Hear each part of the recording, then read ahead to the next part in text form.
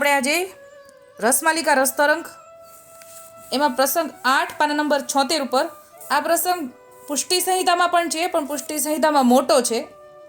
આપણે નાની વાતમાં આમાંથી આવશે એટલે હું આમાંથી વાંચું છું.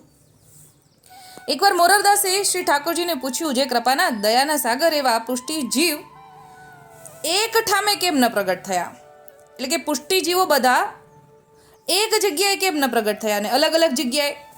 ત્યારે આપશ્રી કહેવા લાગ્યા, જુઓ, એમાં ઘણા કારણ છે. દૂર રહેવાથી મિલાપનો ભાવ વધતો રહે, તેમાં સંયોગ રસ અને વિપ્રયોગનો રસનો અનુભવ થાય છે. તે ભાવ તાપાત્મક છે. રસ પ્રચુર સર્વાંગ થાય છે. પુષ્ટિના સિંચનથી કેટલોક રસ પ્રેમના અશ્રુ દ્વારા બહાર પ્રગટ થઈ જાય છે. જ્યારે ભગવદીઓ અંગો અંગ કંઠો કંઠ શું હૃદય શું મિલાપ થાય છે, ત્યારે હર્ષનો પાર રહેતો નથી. સર્વ ભાવ ન્યોચ્છાવર થઈ જાય છે. તેની જેવી પ્રસન્નતા હોય તેવા પુષ્ટિરસનું દાન પુષ્ટિ પાતળ પીરસે છે. લૌકિક ભાવ નષ્ટ થઈ જાય છે અને અલૌકિક કારણ ભાવ પ્રગટ થાય છે. કારણ કે તે પૂર્વની લીલાના સંબંધી જીવ છે. તે મળતા પ્રેમ ઉચ્છલિત થઈ બહાર પ્રગટ થાય છે. તે નૂતન નથી, પરાપૂર્વના સ્નેહ છે. સર્વની સૌભાગ્ય દશા સરખી છે. આનંદની વૃદ્ધિ કરવા માટે પૃથક પૃથક પ્રગટ થાય છે અને કર્યા છે, જેથી ભૂતળમાં તે લીલાનું દાન પૃથક પૃથક સર્વજીવને થાય છે. અમારું સ્વરૂપ આનંદકંદ લીલા વિલાસનું છે, એટલે કે ઠાકોરજી પોતે આનંદકંદ લીલા વિલાસ છે.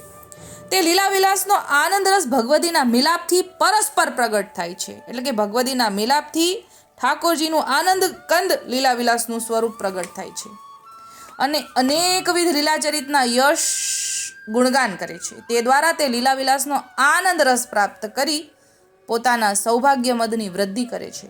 એટલે એકાબીજા જ્યારે મળે ત્યારે ઠાકોરજીની લીલા વિલાસનો આનંદ રસ પ્રાપ્ત થાય છે. કેમ કે જ્યારે ભગવદીઓ મળે ત્યારે લૌકિક વાતો ન હોય, અલૌકિક જ હોય. ત્યારે ઠાકોરજીના લીલા ચરિત્રની વાતો હોય એ ભગવદ ગુષ્ટને કારણે જે રસની પ્રાપ્તિ થાય છે એ સૌભાગ્ય મદમાં વૃદ્ધિ કરે છે, એમ કે છે.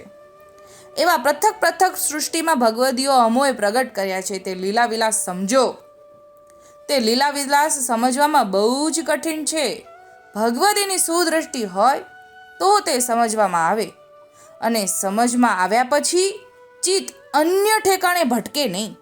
તે તાદર્શી ભગવદીના વાર્તાના પ્રસંગોથી સમજાય છે. તેથી ભગવદી ચરિત્રનું વર્ણન અગાધ છે. તે ભાવસભર છે. તેના દ્વારા ભાવની પ્રાપ્તિ થાય છે. એટલે આ ઠાકોરજી આપણને એવો જવાબ આપ્યો કે જ્યારે વૈષ્ણવો એકાબીજાને મળે અને પછી છૂટા પડે તો ફરીવાર મળવાના આનંદને કારણે અલગ અલગ જગ્યાએ પ્રગટ થયા છે, કે ફરીવાર જ્યારે મળે છે ત્યારે માત્ર ને માત્ર અલૌકિક ભાવે મળે, અને જ્યારે અલૌકિક ભાવે મળે ત્યારે એકાબીજાની સાથે ઠાકોરજીના લીલા વિલાસનો આનંદ રસ પ્રાપ્ત થાય અને ત્યારે સૌભાગ્ય મદની વૃદ્ધિ થાય છે. એટલે કે જ્યારે ભગવદીઓ મળે ત્યારે એકાબીજાના ભાવની વૃદ્ધિ જ થતી જાય છે, અને જ્યારે છૂટા પડે ત્યારે એ વિપ્રયોગ રસનો અનુભવ થાય છે.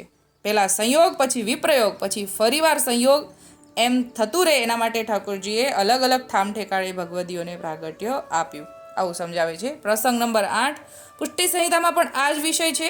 ત્યાંથી પણ વિશેષ સમજાવે છે. બહુ મોટું પાનું છે, પણ આજે આપણે નાની વાતમાં અહીંયા પાનામાંથી આપણે ભક્તિવર્ધિની રસમાલિકા રસતરંગ પાના નંબર 76માંથી આજે આટલું જ બોલીને મારી નાની વાતને વિરામ આપું છું. બોલ શ્રી ગોપાલ લાલ કી જય.